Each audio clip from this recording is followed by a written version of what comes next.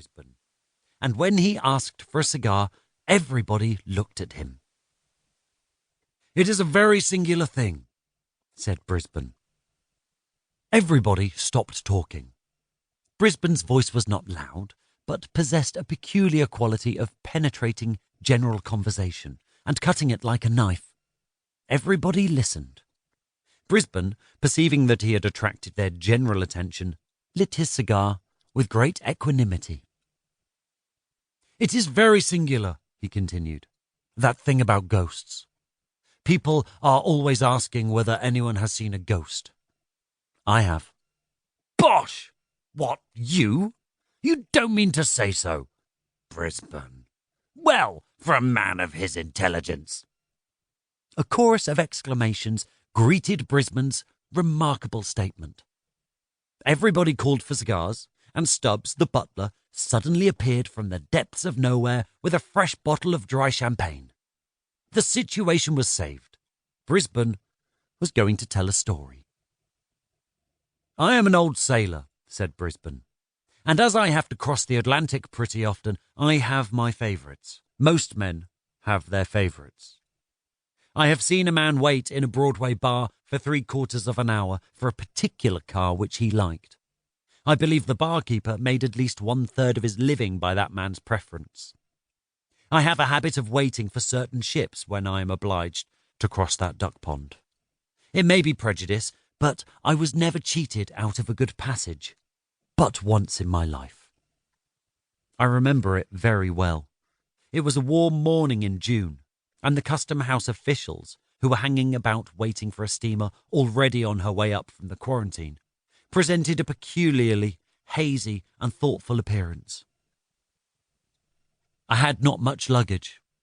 I never have.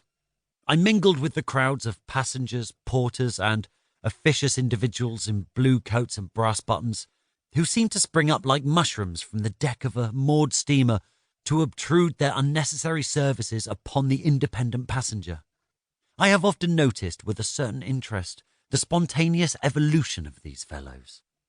They are not there when you first arrive. 5 minutes after the pilot has called "Go ahead," they, or at least their blue coats and brass buttons, have disappeared from deck and gangway as completely as though they had been consigned to that locker which tradition ascribes to Davy Jones. But at the moment of starting, there they are, clean-shaven, blue-coated, and ravenous for fees. I hastened on board. The Kamskatka was one of my favourite ships. I say was, because she emphatically no longer is. I cannot conceive of any inducement which could entice me to make another voyage in her. Yes, I know what you are going to say. She is uncommonly clean in the run aft. She has enough bluffing off in the bows to keep her dry, and the lower berths are, most of them, double. She has a lot of advantages. But I won't cross in her again. Excuse the digression. I got on board. I hailed a steward, whose red nose and redder whiskers were equally familiar to me. 105, lower berth, said I, in the business-like tone peculiar to men who think no more of crossing the Atlantic than taking a whiskey cocktail at downtown Delmonico's. The steward took my portmanteau, greatcoat, and rug. I shall never forget the expression on his face. Not that he turned pale.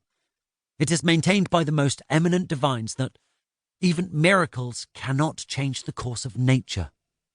I have no hesitation in saying that he did not turn pale, but from his expression I judged that he was either about to shed tears, to sneeze, or to drop my portmanteau.